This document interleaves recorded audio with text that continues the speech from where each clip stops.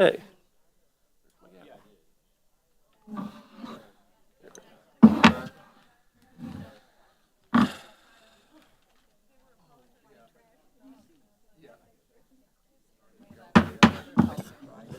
All right, we'll call this meeting to order. First item, roll call, please. Councilmember Saper, Here. Councilmember Schneider.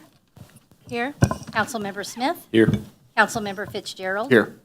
Councilmember Alvarez, Here. Councilmember Clark, Here. Councilmember Stokes, Councilmember Todd. Here. Next item, skipped ahead there. Pledge of allegiance, and no troops this evening. This evening will be led by Councilmember Saper. I pledge allegiance.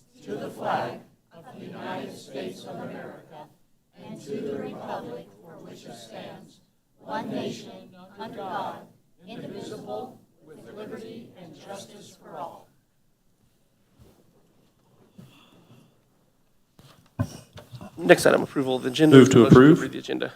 Second. This motion, there's a second. All in favor, please say yes. Yes. Any opposed, say no. Motion carries. Next item, comments from the public. Anyone from the public wishing to speak this evening, please step up to the podium.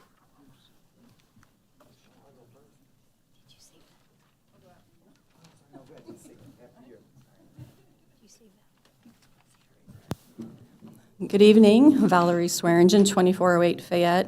I'm going to read from my notes a little bit because I want to make sure I get everything right tonight because this is something that's been on my mind. So one of the survey questions that you guys are going to talk about in the work session is how do residents feel, or do residents feel satisfied with the level of city communication to the public?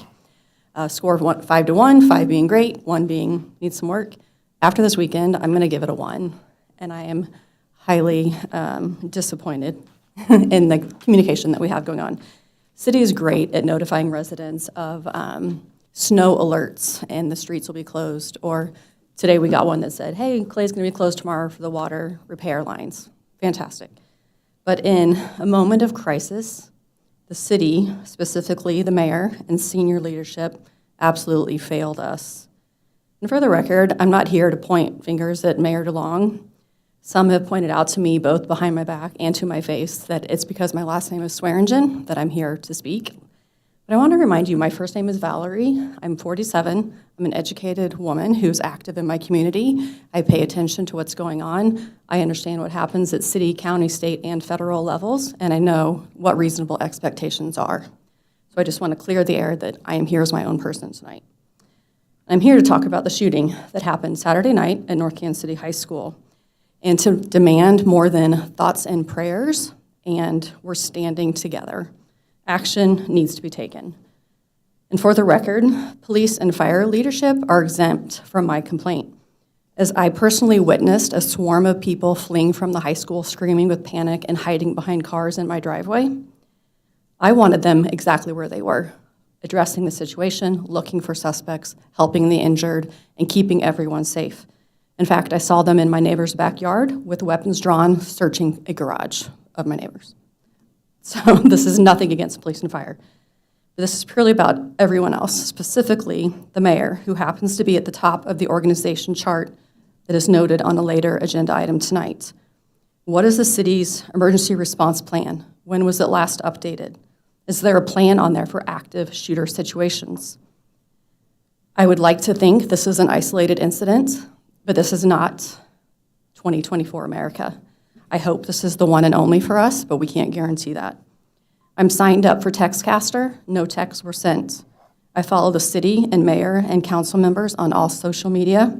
No posts were made, which made me wonder who was in charge. I was left to get my information from panicked people who could barely breathe after fleeing, and of all things, my teenager's Snapchat to see if anybody was talking online. For a city that is as small as North Kansas City, I'm embarrassed that communication was non-existent. And to be clear, I was not looking for detailed information.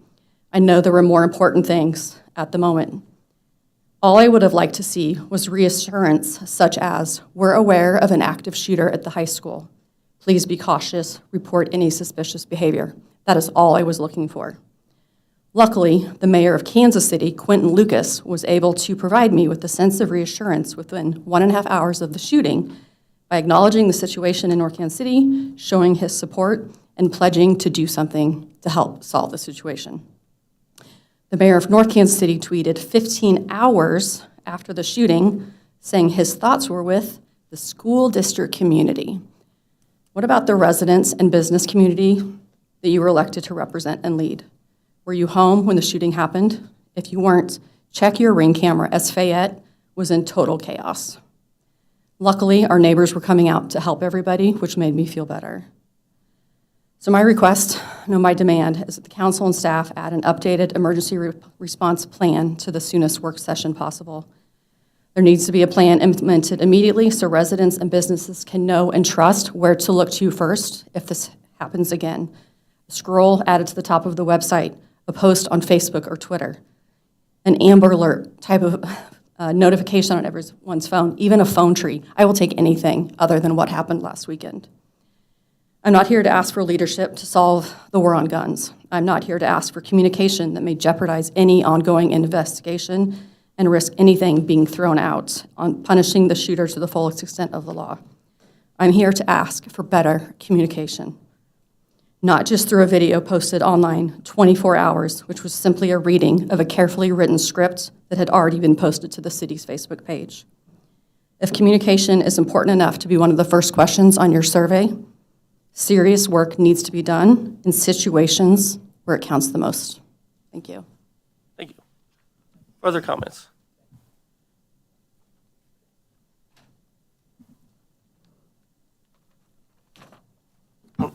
Hello, my name is Sam Scarfino, and I've been involved in the North Kansas City investment property community for a long number of years.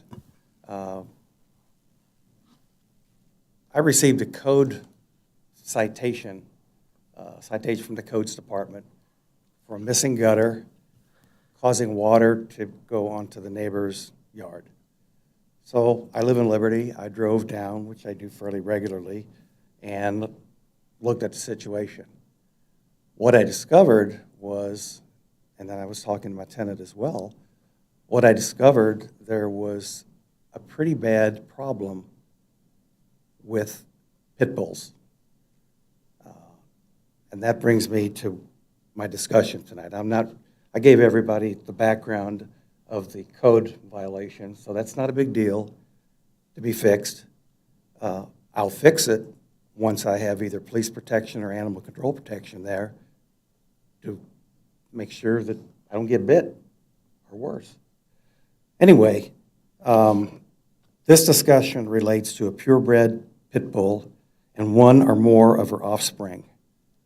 According to my tenant in North Kansas City, who's been a tenant for at least 5 years, last year my neighbor's dog dug a hole under the fence that divides our yards.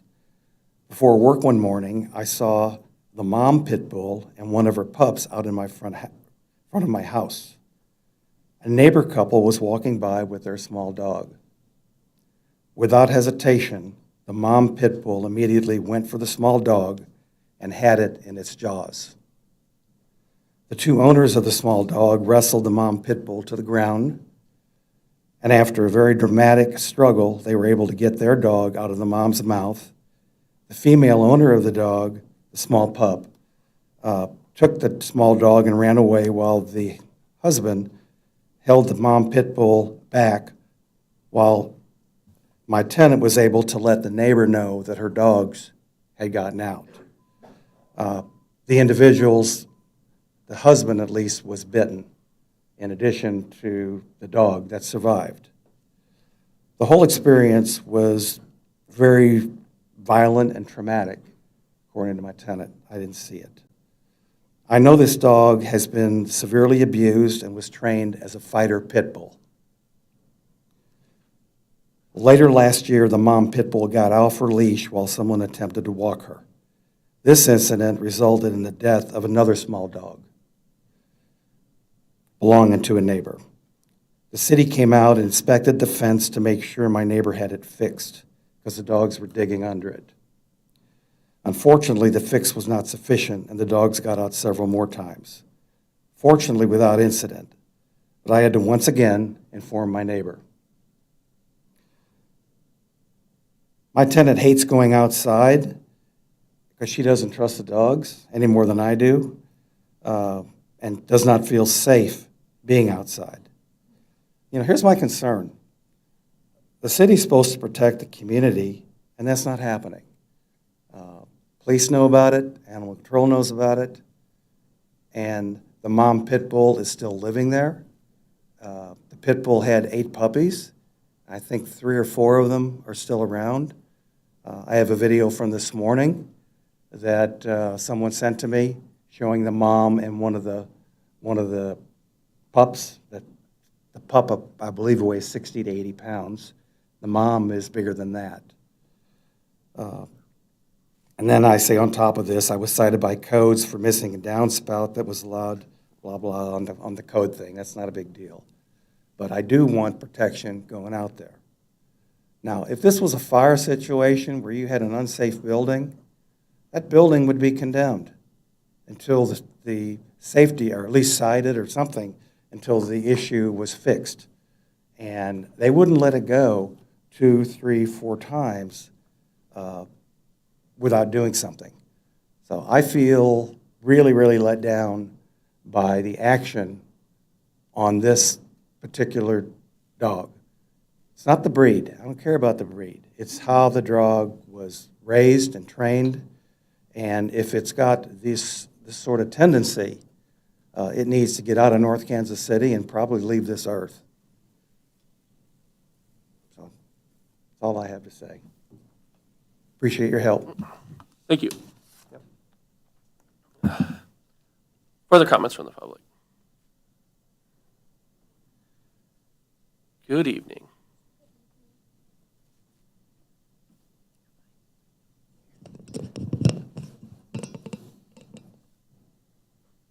Hello, my name is Ren Todd. I am Tabitha Todd's daughter. I live on Erie Street 2105, and I am 9 years old. I am in 3rd grade. People have died from gunshots, and I don't feel safe here anymore. There was a gunshot at the high school. I'm going to go to the high school when I'm old enough to go to high school. And I'm scared because one of those gunshots was at the high school. I know you can't stop gunshots, but I just want you to know that more than anything, I want to feel safe in my life. If there are any little things you can do, I'm asking you to do that. I also want other people to feel safe in this town and in their life, so then they don't have to be scared about going out and maybe getting shot. And everyone deserves to feel safe. That's the end of my speech. Thank you for coming. Thank you.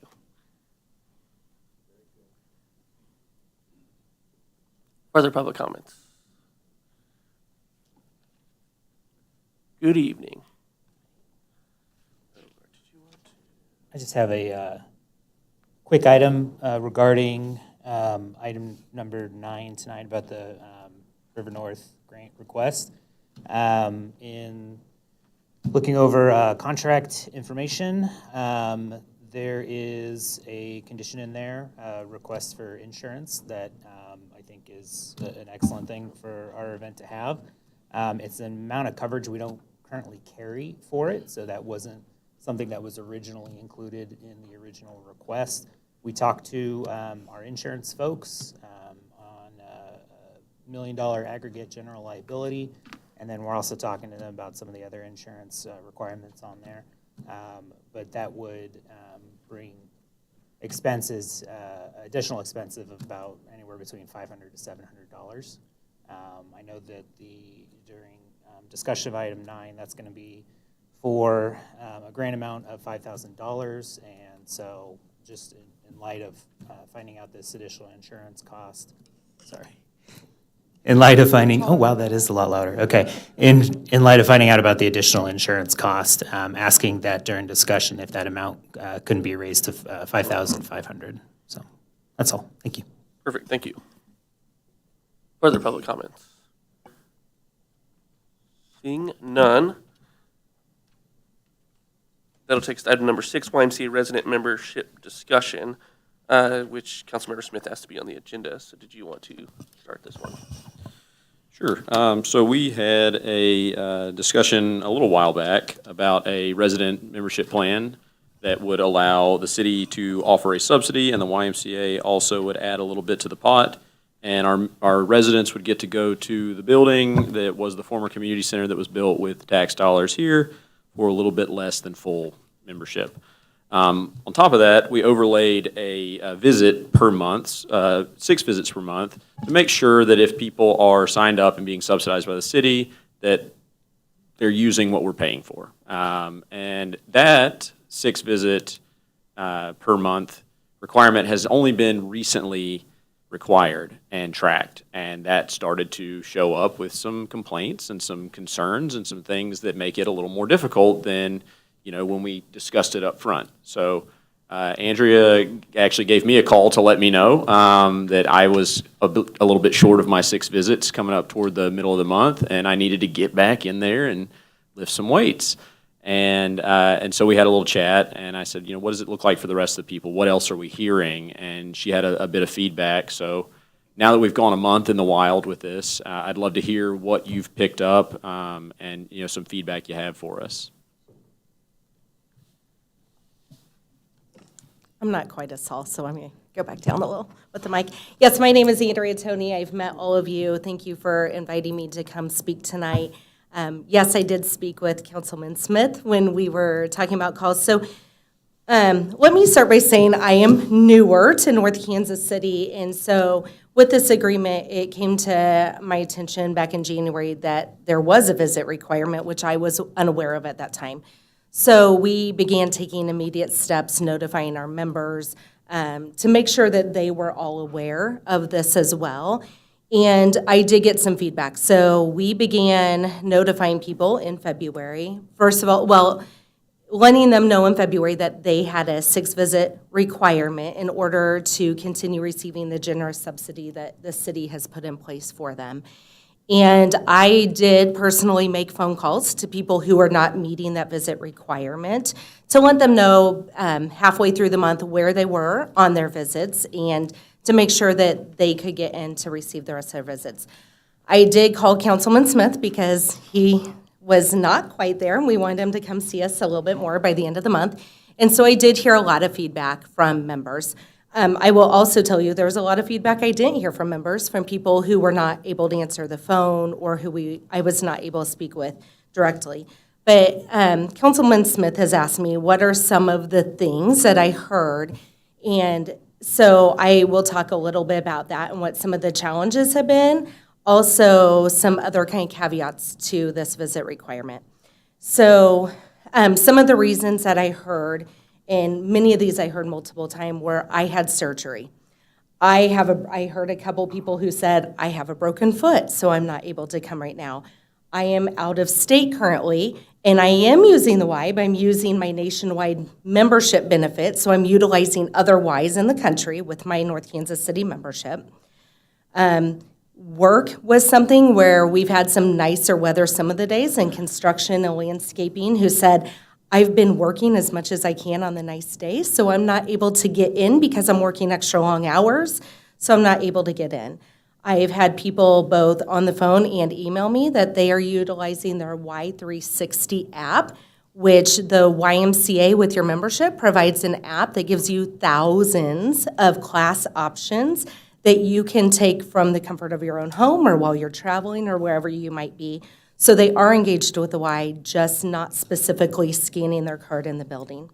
A couple other things that we really looked at is at the Y, when you join, we draft any day of the month. So we had, for instance, 3 people join on February 18th. That meant from February 18th till February 29th, they only had 11 days to come to the Y 6 times, or they don't qualify. So we also offer an option to put memberships on hold. Well, if they draft, wherever it may be in the month, that their membership gets held, so if they draft on the 20th of the month, they're held from the 20th until the 19th of the following month. That means 2 months in a row, they don't have the opportunity to get in-visit requirements with having a limited time to come through. So these are things that I specifically heard while I was making phone calls. Also, I received some emails coming back to me because we did send an email and a letter to every member who has a North Kansas City resident membership and said, hey, here is what this is going to look like, and you need to have these visit requirements. And we did get some responses off of those as well. I will also, if anybody has any questions before I go a step further, no? No, keep going. Okay, Sure. so also I want to give you just a couple of the other challenges that we see and we know are out there. So there are ways that people are engaging with the Y or participating in programs that may not show up by scanning a card at the Y. And I'll talk about a few of these. I did mention nationwide membership as a benefit of your membership. So when you join the Y, over 99% of the Ys across the United States accept your membership while you are visiting. We don't have a way that we can track those and report those out in the system to you. So that is not an option. When people take classes or do programming through our Y360, we don't have a way to track those. Let me ask you on that. Does Yes. the individual have a way to track that, though? Could that be something more proactive? They submit and say, here's my check-in list for I the place I was mean- out of town for a month. They could tell you or us that. They Yeah. could tell us that, but we don't have a way. I mean, that- not you all. I mean, that'd Yeah. be something I'd Yeah, expect that to sure. probably go to the I mean, city they more could, than you all. But they yeah. could tell you, hey, I was in Florida and I went this many times. They Yeah, could- but like they the could do individual that. center could print out a whatever check-in No, history. mm-mm. Oh, so No, they're because batching okay, there's no tracking. There is no tracking that Okay, can be okay. done on that. Got it. I will also say, we had multiple people who also had illnesses in their family or who are being caregivers that were participating in that 360 app, which again, we don't have a way to track when people are utilizing those classes and things on the app. We also have many of our residents with family memberships that's kiddos do sports. Many of our sports are held off-site. Actually, most of them are held off-site. And so they may be engaged with practices and games 2 or 3 days a week, which would far surpass their usage. Those are not able to be tracked because there's no scanning or tracking. We take field trips sometimes with the Y. We went to New Theater Restaurant. All the people who go to that is not tracked because they are meeting at the places and not able to scan into our system. One of the great things that we offer or programs we offer at North Kansas City Y is a Teen Tech Center where we are doing a lot of STEAM activities every day. That is free, that is open to any teen in the community. And it's the first thing you hit when you come in our doors, and you don't have to be a member, but you can be. So when people come in, our teens, they don't necessarily scan in because they are going directly to that Teen Tech Center. So that is another place. We also do a mobile food drive. We do a food pantry, and we do learn to swim programming. None of that is tracked as far as usage. So there are many different outlets that people are coming, whether or not they are being tracked or not. So I say that to tell you, when we start looking at scans and tracking, there's more to the picture than just saying it was put into our system. Again, some of our largest challenges right now are there's not a way for us to track these exceptions. There's, in the administrative time on some of this tracking, is just, I will tell you that first few days I made calls, I spent 30 hours personally. And there's so much other good I could be doing in this community. But we have other people involved from our business team, our finance team, our marketing team. We have several people involved in addition. So the administration time it's taking to track on these memberships and to try to find if there are any exceptions is a lot. The other part is probably the biggest is the start dates and holds. Because when those start partway through the month, but we're reporting to you on a monthly basis, but memberships don't run on a monthly basis. They run date to date, not first through the end of the month. So do you have any recommendations, I guess, for improvement? Because obviously the overall problem is, it's a taxpayer subsidy. It is. So at some point, you're going to want to make sure folks are actually using that, and then when it's not paying into something folks aren't using. So do you have any recommendations on how So to fix this? let me tell you, this all came up in the last 24 hours where we started really talking about this and solutions. So I'm not ready to deliver to you, here are our options today. I will tell you other things that we do and that I have seen. So we do have a partnership with Riverside, and Riverside just pays a flat percentage.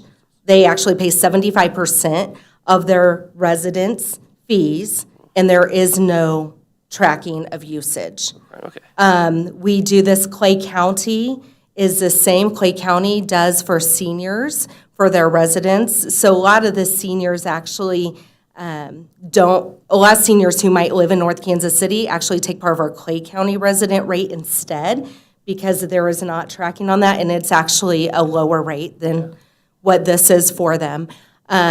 We do this with Bonner Springs. There's no tracking on that. I'm not saying we should not do tracking at all. I will tell you, it is a large piece to manage, and it is a large, I did hear feedback. I had people tell me they wanted to call the city council because they did not think this was fair. And I will tell you, my response was, the city is generously doing this for you. And I did get responses saying, oh yeah, because we pay taxes. It's our tax money. I mean, whether here nor there, but those are things that we're hearing back.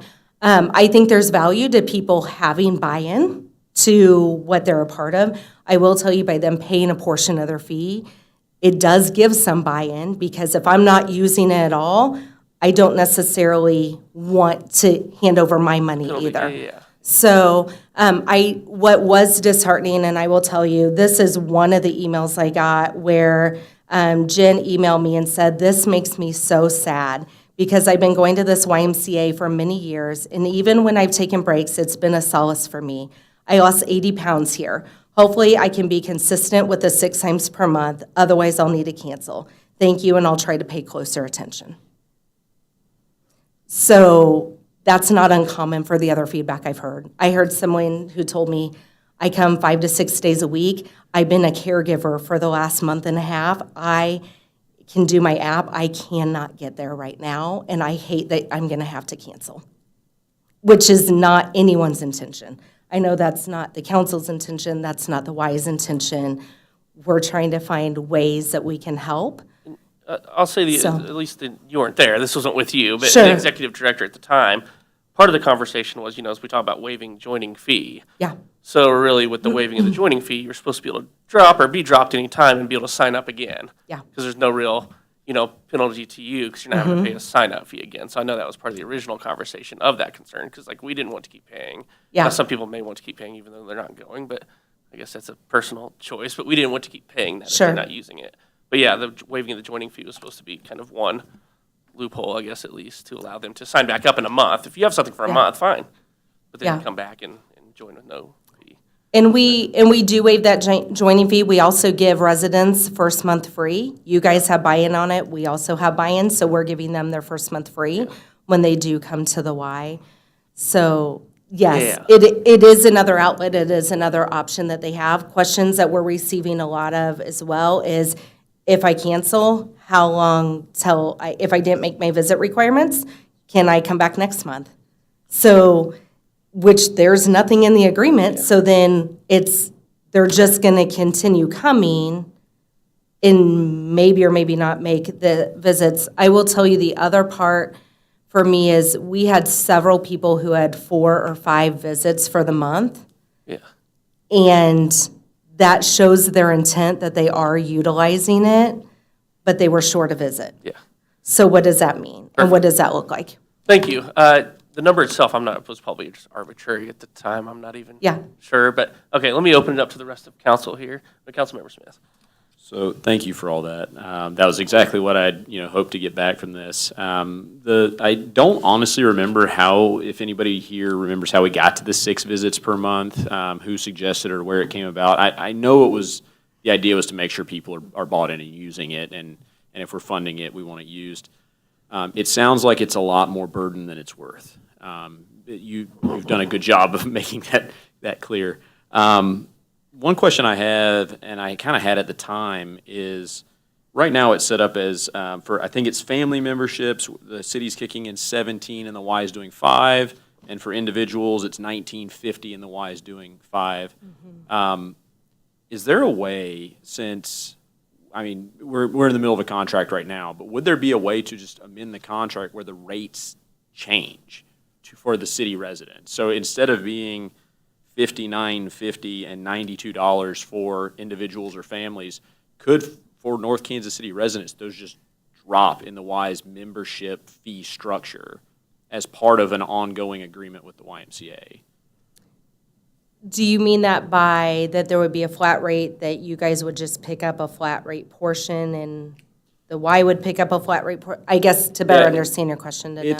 It would be more in the idea that Riverside being what it is, you know, Clay County being what they, like, the taxpayers of North Kansas City, like, built the building. So that's a lot of the feedback that I get is like, we built the thing. Why are we also having to pay more than Riverside to go? It's like, well, Riverside didn't spend millions of dollars on it. They can afford to toss the rest that way. My thought would be just dropping the rate. So like the rate goes from $92 to $70 only for North Kansas City residents, which isn't the largest portion of the YMCA. Now, I know this is something you can't say yes to right at the moment, but as a discussion item, just simply lowering the rate. Now, I understand because of how all the revenues split out at the end, there would be taking hits on both sides. But that's something I would like to at least discuss. And then we just do away with all the tracking, we do away with all the extra stuff. That's why I wanted to clarify. Yeah, I have a meeting week from yesterday with the president and COO. And, but for clarity's sake, looking at a flat rate that's lower or looking at percentages. You're dropping the top line rate. Yeah, Like cut these 4 lines here. You just want one There's line. one line. And here's the rate. This So is if you look at the YMCA's membership rate, there's tons of membership rates. They're all different. There's income-based ones, there's residency ones. Just cutting the rate. The rate is no longer 92 for families. It's now 70 for North Kansas City families. It's no longer 59.50. It's 35 for individuals, North Kansas City residents. Like, that's just the rate. That's what I would be looking at. Right, and that simplifies the rest of it. Yes, there is, by changing that, somebody is paying for it. The YMCA would be taking the hit on each of those memberships, which we then split out at the end in revenue, I believe. I don't remember how all that works. Yeah. Right, yeah, so we would subsidize any loss. So if this puts it in a loss position, that would be us subsidizing the difference. All right, is that still unclear? No, Okay. I think I understand fully. I was going to let you know that, I mean, that'll be something that we'll meet there. And as a result of yesterday's meeting, they're gathering what I had asked them, you know, thinking, okay, discussion might, or questions might be asked about percentages. They're putting together what's just the total amount of all the memberships, so it could be applied, but that would allow also to look at that scenario. Yeah, and if we don't get it done right away, I think for now we drop the 6-visit requirement. We use the next however months until we have a new contract negotiated as data gathering and see if we have a lot of dormant accounts, like people who are just not showing up at all, and then we can figure out how to tweak the program if need be. That's one question I was going to ask you is how many total accounts do we have right now? 171 as of No, North today. Kansas City resident. How many weren't hitting that 6 requirement? 80 or 78 did not meet this. 6. Meet it in February. Okay. Do you know how many were at 0? Oh, I Sorry, can't. I threw another one at you. Yeah, sorry, Sorry. I can't tell you Sorry. that No, one that's fine. today. That's fine. No, Yeah. we'll talk more about it. Sure. Yeah, definitely in support of continuing the program. I don't think that's the question, right? Yeah. You know, we want to continue the program, but clarify it here. Councilmember Todd. No, I did not mention that. We did meet yesterday. Michael and Caleb, who's our COO, we did meet yesterday and we talked about this. And that was one of the things Caleb said too, as we're in the middle of contract negotiations on everything with North Kansas City right now, is if we could put a hold on the requirement piece until we figure it out and figure out, we are making sure right now we have an addendum that's set to the membership saying they have to sign off on the visit requirement, everything like that. But if there's a way that we can go ahead and place a hold and all this go together with the different agreements. Councilmember Todd. Yes, I am definitely in favor of getting rid of the requirement, personally as well. But I didn't call you this month. I do want to just, I guess I want to shift the perspective a little bit, and instead of looking at this as, you know, us subsidizing. I like to look at it as us providing access. I like the term accessibility. I think that, this is money well spent. However it ends up, whether we slash the rates or whether the city is subsidizing, it is providing an opportunity for someone to show up. Even if they do miss months, or even if, with all of that, they can wake up on a Tuesday and say, I really want to go do something for myself, and they have that accessible to them. The other piece I always like to think about is barriers, and it is a barrier to cancel your membership with the Y. So if someone can afford the subsidized rate, but they cannot afford the non-subsidized rate, they have to physically go in person to the Y. They can't cancel online. That's since That's changed. nixed. Yes. Thank They goodness. they can do it by Because phone currently. It was terrible. I mean, Yeah. he had to give 30 days notice and all these things. Like, I always try to remove barriers and increase access. And I think this is one easy way to increase access for everyone. I'm in favor of doing that however we can, whether that's slashing the rates and seeing it on both ends, or whether that's the city continuing to subsidize. I would love to see, I think the Y also does offer some flexibility with income as well, and so I like that as well. The one thing I will say is so many of our residents are unaware that there even is a resident rate, and often when you go in person to the Y and ask about the resident rate, the people at the desk are also unaware of the resident rate, and that is something that has been an ongoing issue. So I just, I want to provide the access, but I also want people, especially there, to be aware. I don't want people to necessarily even have to ask for it. You have to show your driver's license. If it's a North Kansas City address, I want them to be able to offer that up and say, hey, we have a North Kansas City resident rate, and here it is. So that's my piece. So I would tell you, Councilman Todd, I believe we are getting much better at that. So our team is aware of the resident rate. We have also, a couple of the barriers you mentioned have since changed in our own policies, where you are able to cancel via phone, email, coming into center, and it's 14-day now, not 30, which is what it was before. So some of those barriers are being alleviated. We also, in addition, sometimes a better fit for residents is that we offer financial assistance, and we fundraise so we can offer scholarship funding. And so we do have several North Kansas City residents who a better fit for them is through our scholarship program. And so they are able to get an even better rate for them and their families. And so I do agree with removing barriers, because overall, we want to have a healthy community. And that may be mentally, that may be physically, emotionally, whatever that is. And so we want to be a part of that solution too. Councilmember Snyder. I'm glad to hear that it's gotten better. I had to go through 3 people. I had to get somebody from the back to get the resident rate, and it's just because I was adamant that I was sure that it existed, because nobody in the front desk area where you signed up knew about it. But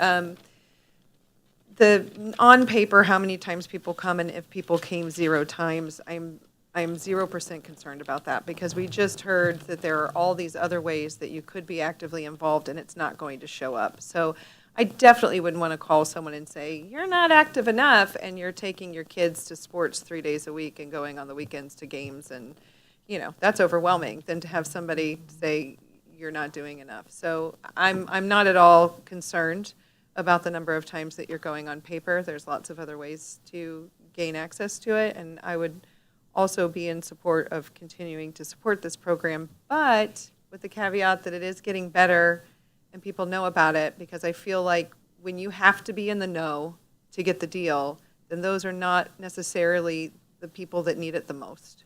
You know what I mean? I would agree with you, and I will tell you, we're trying to be intentional in going to some multifamily housing currently to let them know that this is an option for them. And I'm going to reference only because I have experience with this portion, is when we've done this with Riverside, we send mailings. We work with the city and have sent mailings to every resident. It goes on from the city, it goes out through their newsletters. It goes out in multiple different ways, so that way people are aware. And I agree, I don't think a lot of people know. We have a lot of residents who come in, and the majority have no idea this exists. So I do think there's great opportunity for us to partner and figure out what that looks like and how we get the word out to the residents here in North Kansas City. Thank you, Councilmember Fitzgerald. Given the administrative burden of tracking the 6 visits a month, I would also be in favor of dropping that, at least through the end of the year while we work through the contract. I know the why the building was originally constructed to be the North Kansas City Community Center, so we need to keep in mind that it needs to be accessible to the community of North Kansas City. We currently pay a pretty significant amount of money to the Y annually for operating fees and everything, the subsidy that all rolls up into that. So I'd like to think there might be some opportunities as we negotiate the new contract to maybe even benefit our residents more with a lower rate, just something to work out or look for as we work to that new contract. So this is a question for you, Mike. So this contract's actually expired right now for this rate anyways. Do you plan on working, are we going to renew this contract, or are we just going to work this into a larger contract with the Y? It was a little bit of both discussion yesterday, but in the meeting with Andrea and Caleb, that Caleb saw it was try to work this into the renegotiated Just do one contract, yeah. That could slow it a little bit. Now, to their credit, as she said, Caleb said, one, we're going to honor. That was going to be my What- follow-up there. So we're yes. going to continue on the program as we As understand it is. now, minus potentially. That would be our request or recommendation Yeah. is until everything else gets rolled and consolidated, that we would just continue as is. It has been expired for a while and we have. Yeah. Yeah. We So- realized that yesterday. It's been expired for a minute. So, and we've been honoring it, you have been honoring it for that whole time. So our recommendation would be that we continue it, honoring the rates and the program as everything is decided upon, what the best next steps would be. Okay, let's go. I guess we can go ahead and tackle one thing. I just want to. I guess we can take a quick motion and vote on if council's fine with dropping the 6 usage minimum requirement, or a thumbs up. Yes, everyone gave a thumbs up. There we go. We'll say that there. So that part, we'll waive that. We'll drop that for now. We'll figure out, how we do what we do in the future. Now go undo Right, all where we the got stuff you did this month. Oh, thanks. I mean, that's what we do, right? Yeah. So we're happy to be a partner with you in any way that we can help. And I will tell you, my door, my phone, my office is always open, and I want to be here to support this community. So anyway, if you ever have frustrations that you're finding, please let me know, because we want to make them better. Was there any other? I just want to make sure we close out. Was there any other changes we were looking to make this evening? Right? I guess this is your item. Was that the one? Was that the one? Councilmember Snyder. No, that's it. I just kind of want to back up what other people have said, because I know you are going into negotiations, and we do cover any losses, and it seems like a great opportunity to reduce the cost for all residents. It's already been said, but I just want you to know that I throw my support in that ring as well, as maybe other people do, because I know you're going in to negotiate. All right. Further councilmember comments? Any close? You good? Thank you. Thank you. There we go. Thank you. Thank you for coming on such short notice as well. Next item, number 7, updated survey questions. Evening, Mayor and Council. I did put printed copies of this at your place, because I just think sometimes it's easier to have it right in front of you.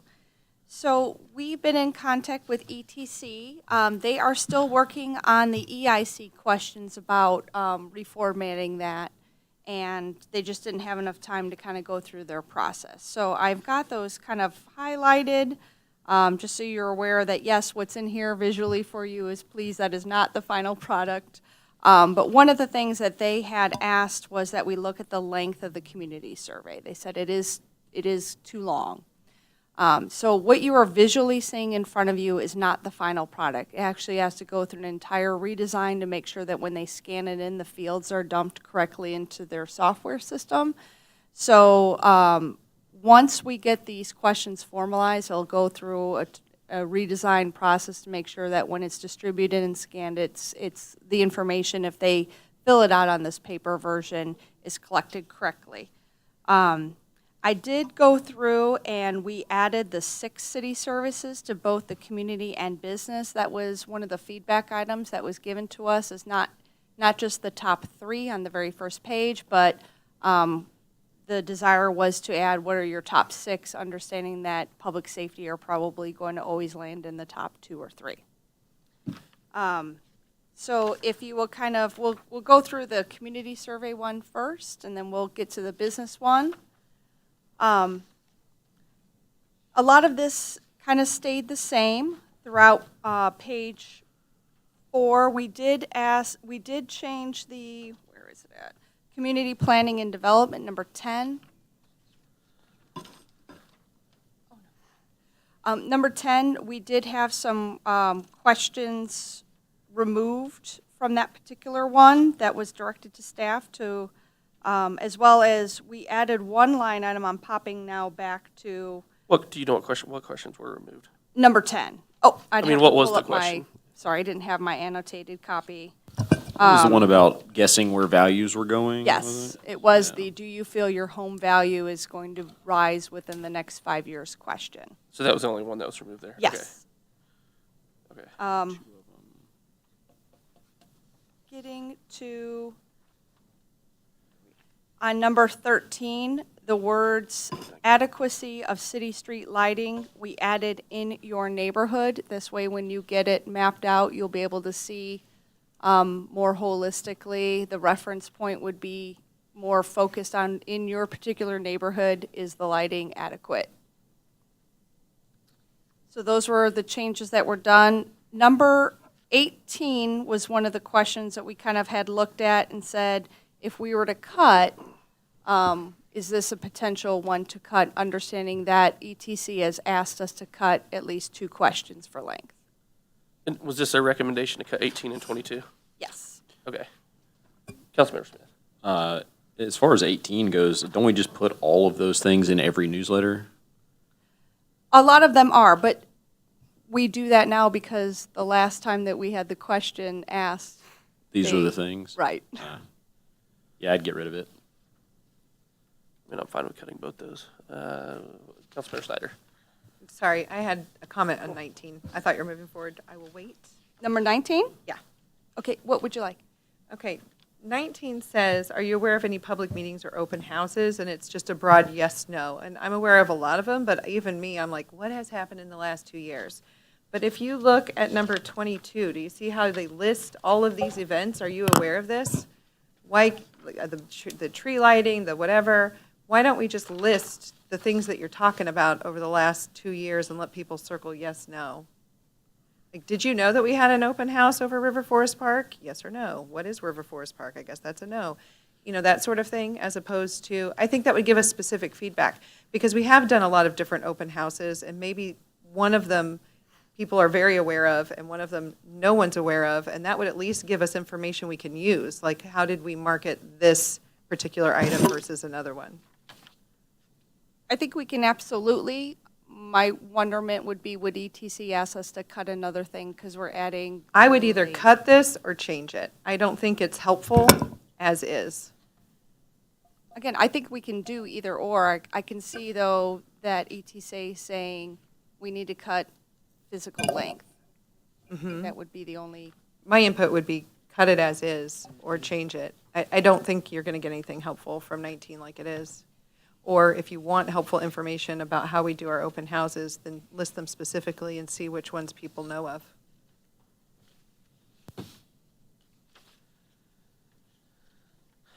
Okay, so that is a recommendation to cut number 19 and 19A, right? That's what I'm hearing. Or change it. Like, I would be interested to know, that's one of the things we've struggled with every year, is people say, we didn't know about this specific thing. It would be good to know what we're good at and what we're not good at. But I think cutting is like a whole nother thing. We'd have to maybe each come up with a list of 5 questions that we think could be cut. Yeah. Councilmember Todd. I was just going to say, I don't know how many open houses we've had over the last 2 years, but I think it's a wonderful question. But I think if we were to list 8 things that happened in the last 2 years, that might be a drop point. Does that make sense? Where people are like, how long is this? If this is just one question. So I guess I would just be concerned that if they get to a question like that and it's really an 8-part question or something, they might just quit altogether. Yeah, So- to me, it's easier to say yes, no, yes, no, yes, no, than to be like, what has happened over the last 2 years? But I'm somebody that probably takes surveys way too seriously. So if that's the case, then I would seriously, if we were going to leave it, I would cut it. I don't think we get anything useful from that question as it is. Further comments on that? Do we want to cut that question? Katie gave a big X, that's a cut. Cut, Tabitha, cut. I'm seeing cuts. Yes. See, no opposition to cutting of 19 and 19A. And then I guess I'll go ahead and raise 18 and 22. Is the council fine with cutting 18 and 22 as well? Yes. All right, we see some yeses. Perfect. Did What you want else to we go got? to question 23? Yes. Now, question 23. That's a new question. We previously had something about the flex bus, right? Is this the replacement? Or how do we have Yes, that? so we kind of modified. There was a Yeah. question like, are you aware that this service Yeah. exists? And the question to staff was, we'd like to change that into a bit more of an actionable question. So kind of 23 is what is Within proposed round is, two. you know, do you use it? And if so, why do you use it? And then number 24 is how important is it? So obviously ETC was a part of that, right? And so after we added that, that's part of what's kind of pushing off other stuff as well. Exactly. Okay, got it. Okay. What do we think on that? We good with this question? ATA, public transportation related set of questions here. I guess it'd be 23 to 24. Or is 24 already on the survey? No, 23 and 24. Both is- new? Right. Okay. Is 25 new as well? No, that's No, what was that's- asked last year, Okay. or last time. Councilmember That was Todd. 4 years ago. I love the question about whether or not people are actually using it. I think how important it is for the city kind of goes hand in hand with that. If you're using it, obviously it's going to be of the utmost importance. If you don't use it at all, it may be less important unless you know people who are using it. So I would be fine with cutting the scaling question 24 and keeping 23. Would you want to consider maybe substituting what they're using it for, whether it's work, personal, entertainment? I mean, could there be value in it being, Saper says no. I saw the face. No? Councilmember Snyder. I think there could be value in that. I don't think we're looking at cutting public transportation, so I agree that this question You know is what? unnecessary. You know what? I'm going to retract my own thing, because that's a census question anyways as well, an American Community Survey question as well, I would think. So we might be able to pull that sort of data from that source anyways. Yeah. And be able to shorten this. I know the guy that And came then to leverage speak another to us data said you source. want to know how important things are to people, but we aren't looking at cutting public transportation, so we don't need to know how important it is. It will be here. So overall, I'd say I'm then fine with cutting the question would be where I'd go. Councilmember Smith. Yeah, I tend to Councilmember agree. Fitzgerald. But the way this is structured and the way their output, what they send to us is structured, they kind of prioritize what people have responded with. And I think 24 is going to feed into those charts and graphs they can give us with where it lands in importance, I think. I don't know if they'll be ranking that against other things. But I agree, it's not a very useful question. I just don't know if they need it for the charts they're going to put together. They added it because it was mentioned. Oh, all right, get rid of it then. There we go. We're cutting even farther on the length here. Councilmember Fitzgerald. I know the goal is to make this shorter rather than longer, but I would have some interest in disaggregating 23 between the fixed route and the flex route. Just, I know in negotiations, we were looking at both aspects of that, so getting some community input on which ones specifically they're using would interest me at least. Could you add that into number 20? Could you split out 25 then? Because it just has public transportation. You do public transportation fixed, public transportation flex, and then it's the same question, just one more option. My only wonderment is, in a perfect world, we'd be able to get that from Ride Casey, that style of data. Sorry. No, let's get it on the That didn't work survey. out well when the ETC guy said it, so I don't know. Yeah, let's. So what, can somebody repeat the question back to me? It's about basically splitting the mode of public transit, whether it be the minibus, flex bus, whatever we're calling it these days, and fixed route. So for on number ATA. 25, adding another question to say public transportation fixed bus, public transportation minibus? Is that the proposed question? Is that- Whatever you call it, the ride. Yeah. use the same name in 23 I'm up to whatever, Council. Councilmember Staper, you look like you got something there.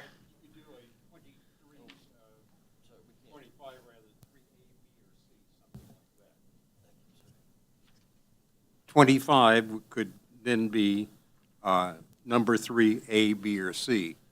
Fixed route, Maybe- minibus. Maybe it's something we kick to, I mean, ETC, the survey designers, maybe we kick to them and tell them the overall interest, I think, is to split that and get people's input right on how that's split. Yeah. And maybe we kick to them and see if they have maybe a best method to split that as well. They are the survey experts. Rather than us trying to do this from the dais here. If council's good with that. Because the intent is to make sure they're split. Perfect. Okay, Councilmember Smith. Did we get rid of 22 officially? I feel like we skipped over to. Yeah, Okay, I it's mentioned gone. 18, 22 at the same time. Okay, yeah, it's gone. Good. Yeah. Good.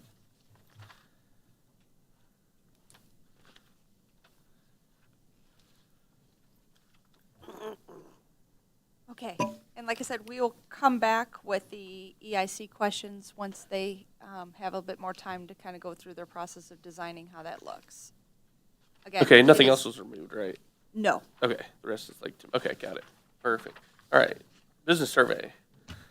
Was there any changes on that? Okay, we're moving to the business survey. I'm sorry, was there other questions on Oh, the? was there? Councilmember Stokes? On number 32, do you want to add other or do not want, prefer not to answer or something on that, just to be inclusive?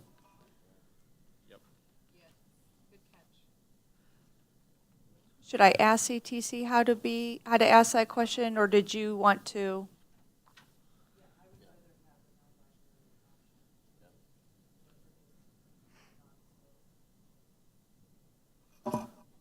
So maybe rather not answer? I would ask ETC though. I would want it to be as inclusive as we can be.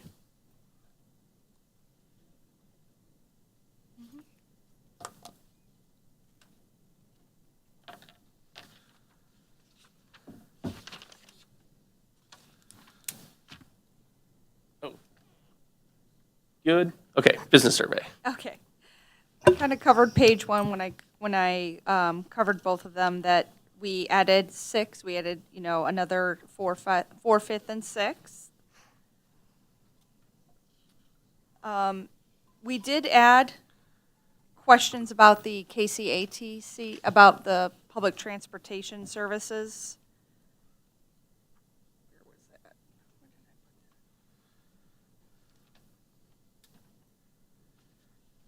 Give me just 1 second. Maybe I didn't. There it is. Question 16, sorry. So this is a bit more from the employer's point of view of workforce transportation. So do you or your employees use the KCAT, public transportation? Yes, no, and then how do they use it? And then we did ask the same question of value. How important is it? So again, this would be from more of your employer or business perspective on questions on public transportation and access. On yeah, 16, go could ahead. we modify that to just mirror whatever we do with 23 on the community survey? For us, splitting that between the fixed and the flex routes? So we would need to add a question. Yeah, we split a different question on, we split 25 to get that answer. I misunderstood. And I I was would- thinking we split 23. We don't have. And I would say then we just take out 17, the importance, Yeah. and swap it with the other question instead, Yeah, right? yeah, sub 17 and.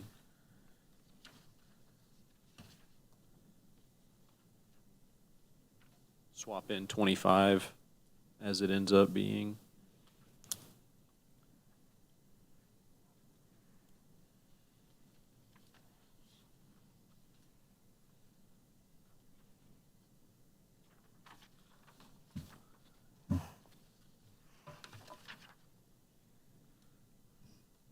It's the same with the EIC questions as before. ETC has not done their work on those particular questions.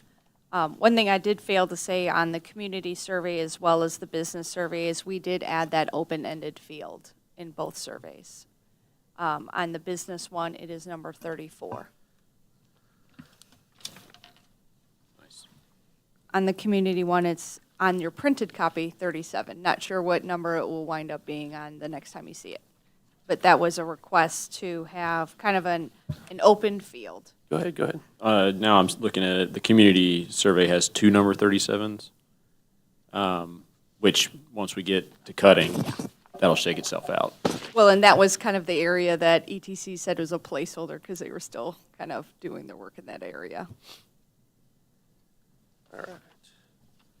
Further comments on the business survey? Are there comments on either survey? I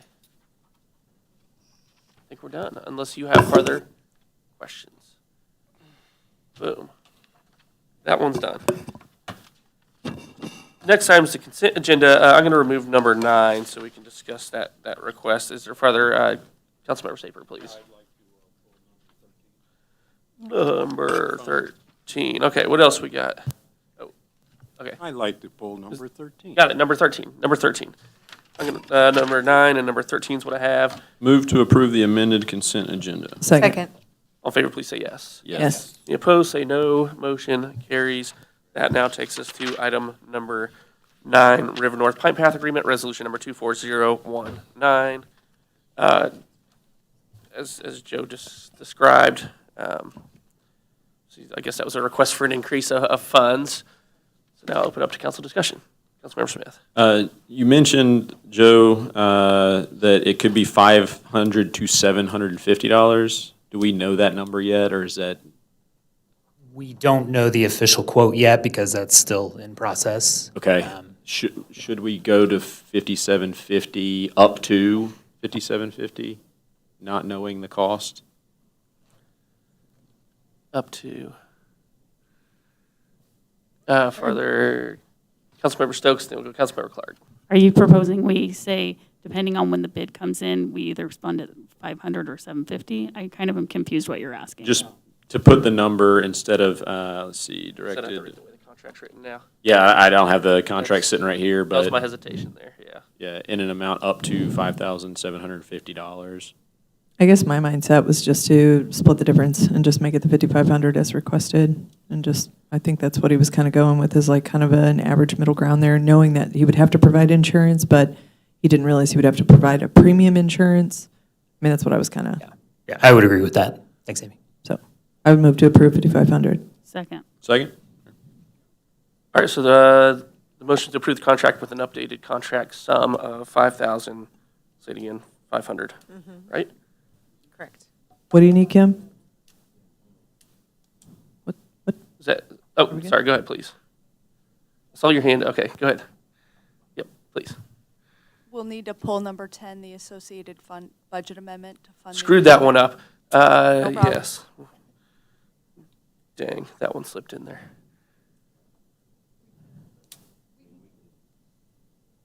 Do you need to reverse the Hang- first and a no, second? let's- Speak backwards. We can come back at the next That's meeting what I with was a gonna ask. $500 We've already approved budget it at this amendment. point, yeah. He said that you can amend it. We can amend what? We're amending the contract. We're talking about the budget amendment, which has already been approved. We've already approved it. Can we back out? Go back in time. I'll see if Steven can rewind all this. That was Jesse. This sounds about as improper as I could, okay. We got it. You know what? If the whole of the council is fine with that, we will roll with that. Let's suspend the rules here. We'll say, go back. So just And make a update. motion, item 10. Yeah, well, we're going to update number 9 and number 10. Number 9, the motion will be to pass a contract with an updated contract sum of 5,500. Correct. We'll go ahead and clear this one up, and then we'll handle the budget amendment next. Okay. Is that the motion? Yes. Second. With great confidence and a second. All in favor, please say yes. Yes. Any opposed, say no. Motion carries. The clerk did get all that right. Okay. Now we're going to re-handle number 10. Okay. Do you As though it was we'll just do it the pulled way we're doing it here. We'll go that route. So the budget amendment would have been for, I don't have it open. Was it 5,000? 5,500. An additional 500. Okay, so is there a motion to approve the budget amendment for 5,500? Move to approve. Second. All in favor, please say yes. Yes. Yes. Opposed? No. Motion carries. And I'm good with the legal counsel and good with the clerk, right? All right. Now we're moving on. Thank you, Joe. 5,500. Thank you. I'm going to leave you standing there. Now I believe we're on number 13, short-term, right? Now I'm getting lost in my own. Number 13, short-term conditional use permit, Screenland, Armor, Councilmember Saper. Yeah, this Screenland Armor short-term conditional use request, this application is so wrong on so many levels. One, it's not really short-term. It's for 5 months, which is outside the scope of the notion of short-term. And the application space asking if it be within 500 feet of a church is left blank. In fact, it's within 500 feet of a church, the Emmaus, if I pronounce that correctly, church at 408 Armor. Further, it is not sidewalk dining and alcohol consumption under Chapter 4.30.080. One, the operating hours fall outside the permissible hours. Sound levels exceed 70 decibels at times. It does not actually fall within the downtown area as defined by the 2016 master plan. The parking lot is outside that area. All of these technical questions, and they're actually more than technical, all of that goes before the underlying question of giving public assets to private individuals, entities, for private profits. During COVID pandemic period, private businesses were forced to close by government order. In something of compensation, Screenline Armor and others were granted right to close. Screenland Armor was granted the right to close the parking lot and use it to screen movies and sell refreshments. That time has long passed. And this is just an imperfect request for something that we should not be doing. And I move that we vote no. Thank you. Further council comments? Councilmember Todd. I don't know all of the fine print that goes into applying for a short-term conditional use permit. However, I do want to say that I think that anything that brings the community together is a positive thing. This has been going on for a few years. My home, just as your home, is very close by. And yes, when I take my dogs out at night, I do hear those movies. But I also hear laughter, and I hear excitement, and, you know, I see kids and I see adults, and I do think this is a great community event. So I am totally in favor. If we do need them to read the fine print in the application, does it define what a short-term conditional use permit is? Is that defined? It's implied. And so your implication of what short-term might be different from what my implication of short-term might be. And so I think that is something that if we do want to define that for future applications, we should define that. But otherwise, I'm in favor of voting yes. And I guess this would be a staff question. This is within what we have the definition as a short-term conditional use, correct? Is I'm going to fill in for Shu. Yeah, she had to leave early, unfortunately, unplanned. So what I can tell you, we did not have time to discuss this, but what I can tell you is you can see that it has gone through her department, the fire department, the police department. Has gone through the fire department, the police department, and the community development department with recommendation to approve. Now, that being said, as I didn't have time to go through the particulars with her, so But you do have, from the director, something sent down. Now, one possibility would be, if there are questions, that we can bring this back. The first movie is not until a little later, but that would be a council decision. Councilmember Alvarez. No, go you.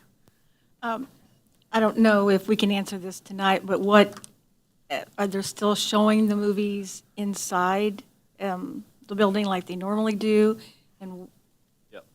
yes, so what would be the advantage? Just additional funds, income, I guess, or I'm not sure what the purpose would be to have them outside.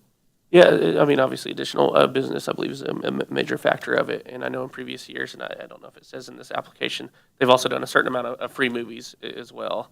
Try to encourage get community out as well. Councilmember Fitzgerald. I'm not sure if I have to answer this tonight since Shu's not here, but do we know if there's been any complaints about the noise from the church or nearby neighbors? I can't speak for Shu, but I am not aware of. I would say of the any. answer, yes, I have received. Okay. Very minimal, one individual, from what I recall, and I know they've worked with the movie theater to, I think, adjust both speaker directions and bass amount. I'm not a sound technician, but they've kind of reworked it to minimize impacts to those folks that have reached out as well. So I didn't want to say no, because there's been at least one person that I know has reached out. But I know, again, they've worked with them to help mitigate concerns. I feel like we hand it over here to Councilmember Smith.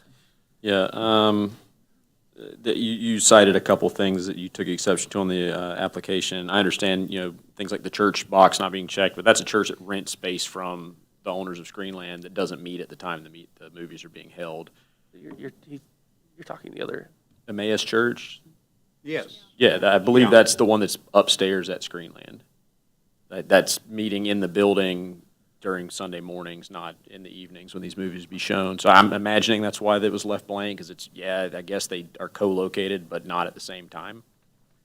And then the downtown, you got the map right here. It's, we're looking at that block of Erie, and it is there. It's the Armour and Swift corridors, and It stops at the L. I'm looking at it right here. It looks like it's part of that. Either way, I understand the concerns, but I do tend to agree that this is a thing that's good for the community. They have in the past done the free movies. They bring people out. There's a lot of good that comes from it. So I would be in favor of continuing on with it. Perfect. Thank you. Further comments? Is there, Councilmember Safer? At the very least, it's an imperfect application and needs to be reviewed. Thank you. Further councilmember comments? Move to approve. Second. Second, their motion and a second to approve. All in favor, please say yes. Yes. Yes. Yes. Opposed, say no. No. We have one no. Motion carries. Now we didn't move or backtrack or where. Item number 14, an ordinance approving a memo of understanding with Harris, North Kansas City. Bill number 7830, ordinance number 9627. So we're going to the police department handle this, or who's you guys speak on? Good evening. I don't hear it. All right. Yes, I understand Clay County Sheriff's Department has already approved and signed this MOU. Microphone. But currently, the Clay County Sheriff's Department and the North Kansas City Police Department have officers working Harris Security, the parking lot from 11 o'clock till 5 o'clock in the morning. And we park a marked car at the four-way intersection where this substation is located. The convenience of the substation has a restroom, a kitchen, and an office that officers could use instead of going to the casino to relieve themselves during their shift. Oh, sorry, I did a finger, but yeah, was that kind of the basis? There we go. I do have Harris here, if Harris wants to quickly kind of present about this request as well, and then I'll get to council member questions here. I saw a few hands. Yeah, Aaron Bolus with Harris is here. Good evening. Yeah, hi. Julie Sola, General Manager, and Aaron Bolus is our Risk and Safety and Security Manager. So earlier, or I guess late last year, we asked the 3 law enforcement agencies that we partner with closely to come and really give us kind of an unbiased opinion of the safety and security at our location. So we had North Kansas City Police represented, Clay County Sheriff's represented, and Missouri Gaming Commission. It was a really great meeting where we walked all the property. We had some really good discussions on things that we could do to improve safety and security, from lighting, camera coverage, and a whole variety of other things. We have this old building that if you pull onto the drive, it used to be a car wash way back in the day, but you know, a couple years after we had opened, we changed it to be our facilities office. So our facilities staff kind of officed out of there. I mean, it's a really nice building. You're like, how did they turn this into, you know, this kind of office out of a car wash? But they really did. It's unused. And so our thought was, in partnership with the recommendations, was to offer this space absolutely free. We're not expecting, you know, it to be manned 24/7. It really is a place for them to use for breaks. It was both a convenience for Clay County, because Clay County is obviously very big, and this is, I guess, on the south end of Clay County. So they jumped at the opportunity. We're going to stock it. We're going to be responsible for cleaning it. There's zero cost to the city. We've been in discussion about, you know, what the building will be used for. So I feel very good about the memorandum of understanding that both Caesar's attorneys have looked at, as well as Tom Barzee. And so that's what we're trying to accomplish, is just provide an extra space. Selfishly, right, if you see a police vehicle or a Clay County Sheriff's vehicle, we hope that that is an automatic deterrent for people if they see that, you know, there's cars there. But that is kind of what we're trying to accomplish. Perfect, thank you. Councilmember Clark. I mean, you had me at zero cost, and convenience, of course, for our officers, but, I mean, I'm in support of this, and I would, first reading. But. Second. Further councilmember discussion, Councilmember. Yeah, I too was concerned about the cost, and the question is, does it need any modification to serve as a quasi substation? No, we've toured it. I'm for it then. Yeah, it's got a private conference room, like they said, a kitchen, a bathroom, a couple of offices, workspace where somebody could bring out their computer. One of the things that Clay County had shared with us is sometimes an officer just, when they're going to go write their report, they're literally doing it from their car. And so just to give them an opportunity to step outside and just take off their vest for, 10 minutes is a real help. It does have surveillance, so we know who's coming in and out. It has a keypad controlled access. So, the only thing that we really use, there is a garage part on it, and we store all of our snow vehicles and things like that to kind of plow the roads. But there's no even reason. We'll have our environmental cleaning services go out there and stock it and clean it, but that's really the only folks that would go out there. Thank you. Further, Councilmember Alvarez. Yeah, I just want to say I don't think there's a downside to that at all or question, so I'm in favor of that. I think it's a great idea. There you go. Further councilmember comments. Seeing none, there was a motion and a second. All those in favor, please say yes. Yes. Yes. Any opposed, say no. Motion carries. Thank you for your support. Thank you. An ordinance adopting and approving a memorandum of understanding between Harrah's North Kansas City LLC, the company, and the City of North Kansas City, Missouri, the city, for the non-exclusive temporary use of the old car wash on real property subject to the ground lease between Harrah's and the city for public safety purposes. I move that bill number 7830 be placed on second and final reading and pass as ordinance number 9627. Second. Call the roll, please. There we go. Councilmember Saper? Yes. Councilmember Schneider? Yes. Councilmember Smith? Yes. Councilmember Fitzgerald? Yes. Councilmember Alvarez, Yes. Councilmember Clark, Yes. Councilmember Stokes, Yes. Councilmember Todd. Yes. An ordinance adopting and approving a memorandum of understanding between Harrah's North Kansas City LLC, the company, and the City of North Kansas City, Missouri, the city, for the non-exclusive temporary use of the old car wash on real property subject to the ground lease between Harrah's and the city for public safety purposes. Thank you. Next item is number 15, ordinance amendment for enhanced administrative efficiency. Bill number 7831, ordinance number 9628. This is my ordinance. There's three key components to this. Two are really part of the ordinance. One adds an additional line to the duties of the city clerk, which would help provide, additional administrative support for me. As you know, this role is a part-time role as well, and so obviously count on staff to do a lot of various work on behalf of the governing body and myself, and this kind of codifies some work that's already been happening anyways. Another one is at one point we created the deputy city clerk position, but for some reason we never actually codified that. This will take care of the codification of the deputy city clerk position. And then the third part, which is non-ordinance related, really is just an organizational chart update. And I recommend this change. If you take a look at many other cities, third-class cities, charter cities, where they have a city manager, city administrator, and I have several examples of those I can pass out as well here. You see generally the city clerk's office does report to the city council, because if you look at many of their functions in the ordinance, their functions are generally city council and governing body related functions. So they do serve the governing body. And so from a governance perspective, it makes sense if they report to the governing body. With that being said, there's no other changes. The appointments, it's still an appointed position just like it was before.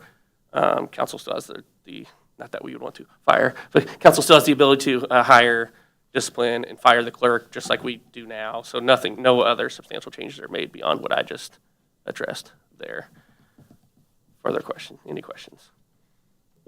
First read. Is there a motion? Oh, Councilmember Fitzgerald. I received a question from a Ward 3 resident, got me Yeah. thinking about something on this, but it was related to supervision of the city clerk and, deputy clerk under this new org chart. And where my mind was going was related to like annual compensation and performance reviews.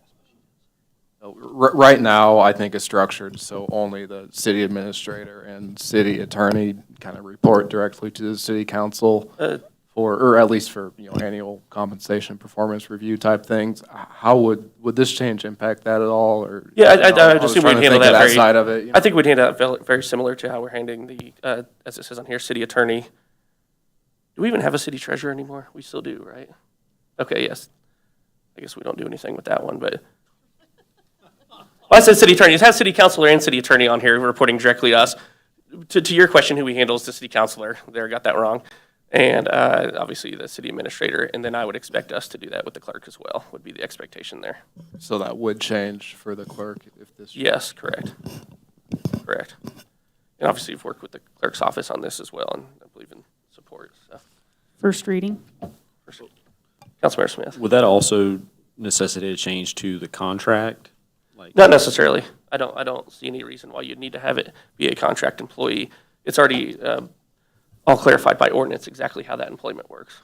Okay. I was just thinking more like when we approved the compensation update, it updated all people who were not direct reports to us, right? So does that change? I guess it wouldn't change it in the past. It would just be going forward. Yes, correct. Okay. Yeah. Okay, there was a motion, I believe. Was there a second? Second. Second. All in favor, please say yes. Yes. Yes. Opposed, say no. Motion carries. Now for the reading. An ordinance amending ordinance number 3303 and chapter 2.16, city clerk of Title II, Administration and Personnel of the Code of the City of North Kansas City, Missouri, by revising the duties of the city clerk and by providing for the position of deputy city clerk in the city. I move that bill number 7831 be placed on second and final reading and passes ordinance number 9628. Second. Call the roll, please. Councilmember Saper? Yes. Councilmember Schneider? Yes. Councilmember Smith? Yes. Councilmember Fitzgerald. Yes. Councilmember Alvarez. Yes. Councilmember Clark. Yes. Councilmember Stokes. Yes. Councilmember Todd. Yes. An ordinance amending ordinance number 3303 and chapter 2.16 City Clerk of Title II Administration and Personnel of the Code of the City of North Kansas City, Missouri by revising the duties of the city clerk and providing for the position of deputy city clerk in the city. Did we make one other technical change in that I forgot to mention? Was there there's like a comma or something, right? Or did we not? Was there another grammatical change? We changed its from it is I just want to make sure I covered all contracted aspects of that. There we go. Yeah. There was one other minor grammatical change within the ordinance. I forgot to mention. Sorry. There you go. I knew there's one more. I wanted to make sure we weren't substantial there. Thank you. Oh, I'll let you take over from here. Number 16, approving accounts due and payable by the city through March 1st, 2024. Bill number 7832, ordinance number 9629. First reading. Second. All in favor, please say yes. Yes. Opposed, say no. Motion carries. An ordinance authorizing payment for certain accounts due and payable by the city through March 1st, 2024. I move that bill number 7832 be placed on second and final reading and passes ordinance number 9629. Second. Call the roll, please. Councilmember Saper? Yes. Councilmember Schneider? Yes. Councilmember Smith? Yes. Councilmember Fitzgerald? Councilmember Alvarez? Yes. Councilmember Clark? Yes. Councilmember Stokes? Yes. Councilmember Todd? Yes. An ordinance authorizing payment for certain accounts due and payable by the city through March 1st, 2024. Thank you. Staff comments. All right, tonight, Shu asked me to pass along one thing, well, two things, kind of one. Last night was the open house for the levee trail, the feasibility study in the levee trail. It was well attended. I was there, as I think someone pointed out, there was even news coverage. Her plan is to have McClure here on March 19th, the next meeting, to give an update on the feasibility for that levee trail study. Otherwise, I think Anthony? Yeah, just real quick tonight. About 2.5 years ago, there was council discussion about removing the right-hand turn lane, right-hand slip lane, I should say, at Cherry and 32nd Avenue. We budgeted for this fiscal year to actually physically remove the roadway. We just, wanted, as we approach good construction season and get ready to move on that action, we just wanted to touch on the topic one more time, just to see if there's any other further thoughts on the matter. Otherwise, we'll be proceeding with that about this spring. Do it. Get it done. There we go. That's it. I had a question on one of the staff items. Go ahead. The 2023 strategic plan status update. Goal number 1 deals with the use tax and the marijuana tax. And the status is staff will bring forward a strategy for both of those to get them on the ballot. Do we know when that's happening? That's a lot of money being left on the table at this point. We held off because of the parks tax. We didn't want to muddy the waters, but that passed a while ago. We got money sitting on the table. We're going to get it? And I'd say anytime council wants to authorize that. Yes. Would be the. Provide some direction to bring it forward, or? Yeah, if we could have something by later this meeting, that would be wonderful. Yeah. Sooner the better. Tomorrow's fine, too. Yeah. Talking about a discussion on it or authorization? I mean, bring forth as further discussion, yeah. I think you got to have some steps. So next would be a discussion step. So yeah, we can do that. Kicking that into gear, because that, like I say, that's a lot of money that we could be doing good things with. Will do. Thank you.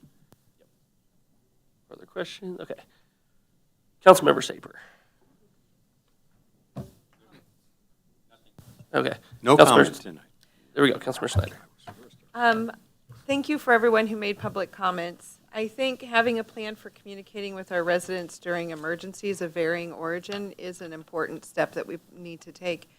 The key players that are involved in different emergencies changes. So how we may react to an incoming flood versus a live shooter is obviously going to be very different.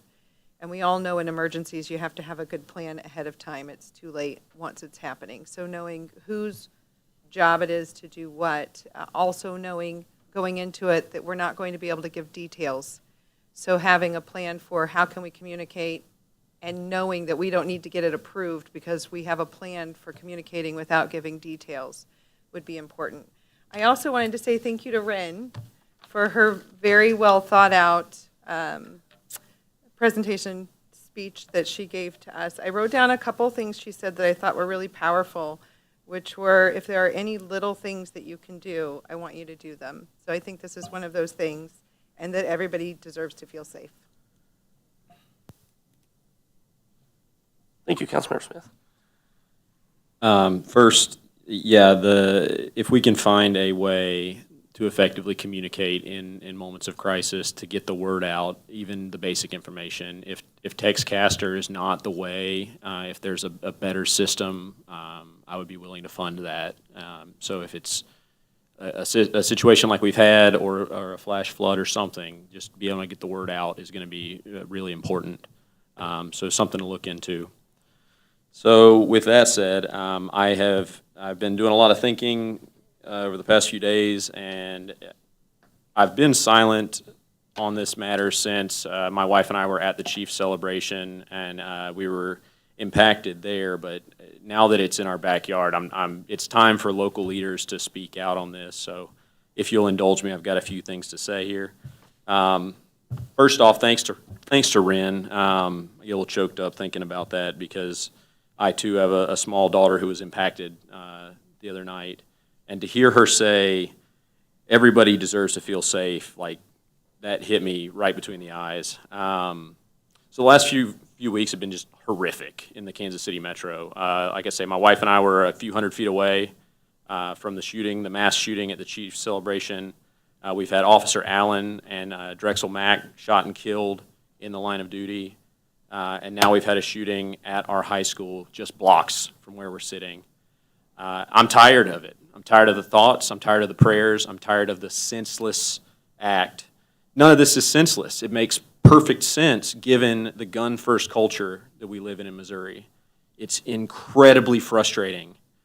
I went back down the Missouri gun laws. In 2007, the legislature repealed an 80-year law that required a permit to buy guns.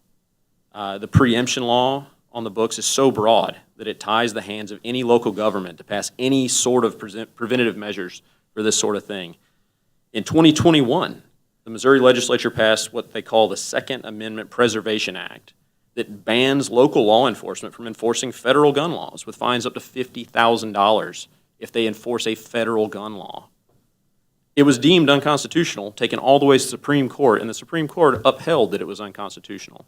So thank you for wasting that time. 2023, the legislature actually passed a minor gun restriction for the first time in a very long time. They raised the penalty for celebratory gunfire. That was the action.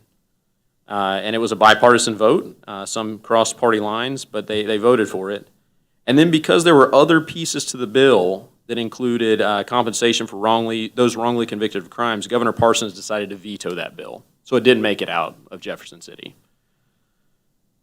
Missouri ranks 47th in strength of gun laws and 4th in firearm death rate, according to the CDC.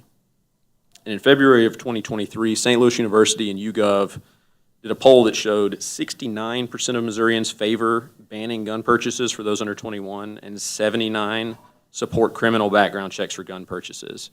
Common sense gun laws have support in this state. So what I want to say, and I want to look right at the governor, right at the state legislature. I want to say, look right here and please listen. We are sick of this. We're sick of living this way. People deserve to feel safe. Our community members are dying. Our police officers are dying at the hands of gunmen. People are afraid to go to celebrations. They're afraid to go to large gatherings because of this. I've had to reassure my 4-year-old daughter that the bad man with the gun that just shot into a crowd isn't going to come to our house and kill her. It's time to take action. 850 good guys and girls with guns couldn't prevent the mass shooting at Union Station. But 198 people in Jefferson City, 34 senators, 168 representatives, and 1 governor can take action right now, can take action to help prevent this from continuing to happen. And if you're not going to take the action, at least get out of the way of local officials so we can. It's enough. This isn't how we should have to live, and everyone deserves to feel safe. Thanks. Thank you. Councilman Fitzgerald. It's always tough following up, Jesse. We're in the same order every time, but let's see. I would also be in favor of revisiting our communication methods. You know, thank you to everyone who spoke on that. I was getting updates on Facebook and texting neighbors, like I think a lot of our community was. So opportunities to expedite that in the future, you know, definitely be good to look into. And just thank you for, you know, the police and EMS, especially North Kansas City, that helped respond. Thank you, Councilmember Alvarez. I just want to say that regarding that, I do think that the police department and the fire department did a good job of at least letting us know that the neighborhood was safe. The rest of it, I understand it's ongoing, and that's really the only comment I have about that. And I think, yeah, that's it. Thanks. Thank you, Councilmember Clark. Thank you for everyone's comments prior. And thank you, Valerie, and other Valerie, for being in the house tonight. Valerie, thank you for your words. I never consider your last name when you come to speak. So, no, I'm listening to you. And, of course, thank you to Ren. That was super brave and very well thought out. And happy Women's History Month. The theme for this month is women who advocate for equity, diversity, and inclusion.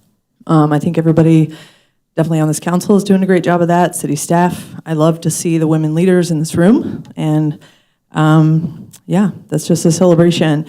If anybody is wearing an advertised brand for firearms right now, it's not a flex, and it's poorly timed. That's all I'm going to say. Thanks. Thank you, Councilmember Stokes. I didn't think I'd get emotional, but my heart's heavy tonight. Thanks to Ren for coming. And on a happier note, the Parks and Rec Department has some awesome activities coming up. Great community activities for the seniors. Bonanza's coming up, but thanks to Councilwoman Todd for having those hard conversations with her children. Thank you, Councilmember Todd. Thank you so much for the comments tonight. And Valerie, I agree. I think communication is vital. Everyone's phones are always blowing up, but it's not always accurate information. And in those difficult conversations, that is one thing I always try to emphasize, is that accurate information is the only information that really matters, because we tend to catastrophize things in our minds, and things get out of control pretty quickly, and the panic sets in when you just don't know what's happening. And so I would be completely on board to come up with some sort of communication plan. And Sam, I hear you too. I live just behind that house, and I hear you, and I understand those concerns. Laws are a funny thing. Just as we kind of talk about our hands being tied with gun laws right now, hands are tied in a lot of ways, and this is one of those situations where, as the city, unfortunately, our hands are tied. I am always a fan, just as Ren said, of doing what little things we can. And so I will think on what little things and what little impact I can have as a person, and a person in this community, and as a neighbor to that household as well. So I will think on that and keep that in mind as what little things I can do to impact this situation. And then, yes, I have to say, Ren, thank you so much for processing things that happen in such a graceful way. Kids really speak wisdom when we allow them to speak. And as she was processing, one of the things she said was, I want to go and talk to city council. And I was so proud because we constantly are filling our lives and our thoughts and our minds with the catastrophizing that we see, especially when it's complicated by social media and things like that. And in the absence of that, we can think of little things to do. And, that was something she said, like, what, I know that we can't stop the gunshots. That broke my heart. But then for her to say, but there's got to be little things. And I said, absolutely. And I would absolutely be on board for whether our city can make a formal statement to the governor in a formal way, or I would absolutely be on board for that and recommend something like that, whether that's a letter or getting our community involved in some way to also sign that letter or send that letter. It seems so often that these small things go unseen or don't matter. But if we give up on the little things, the big things will never happen. So, thanks. We can certainly support a resolution and I'll approve that together and send it out. So thank you. With that, I'll start with acknowledging that, I do believe there are flaws in the crisis communication with our neighborhood. And, we've already had some discussions on that, and discussions will continue, and that will improve. With that, I have to thank Ran. I mean, we do need a better job, but do a better job of listening to our youth. They see it, they know it, they understand it. Why can't others figure it out in the same way that our kids can? And thank Councilmember Smith. You can't word it any better than Councilmember Smith did there. I mean, clearly the status quo is not working. It hasn't worked. And a lot of those same state house representatives and state senators were at that Super Bowl celebration in that moment, and they've already forgotten about this moment. And so it is infuriating. It is maddening. Those preemption laws, they're so restrictive. They're so restrictive, and that has to change at some point. So, that path forward for us, I think we have good elected leaders here in North Kansas City and that represent us in the State House and do support these sorts of changes. But certainly we need to elect different leaders and make sure we get different leaders elected in different parts because the status quo is not working.